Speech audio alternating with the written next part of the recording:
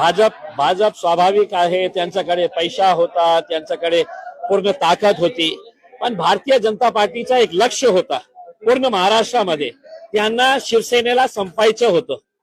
एकनाथ शिंदे साहेबांची शिवसेना संपायचं होतं, म्हणून त्यांनी ऐन वेळी जे अलायन्स ब्रेक केला ते त्यांच्या लक्ष्यमध्ये ते कामयाब झालेले आहे. आता शिवसेना आमच्या मागे आहे. त्यांचा एक मंत्री, पालकमंत्री, आमदार, खासदार, 4-6 आमदार आहे ना त्यांचे, काय उपटले. एमआयएमच्या बाबतीत तुमच्या जे सभा व्हायची त्या सभेमध्ये फक्त एमआयएम ओवैसी, इम्तियाज जलील, आता लोकांनी तुम्हाला उत्तर दिलेले आहे.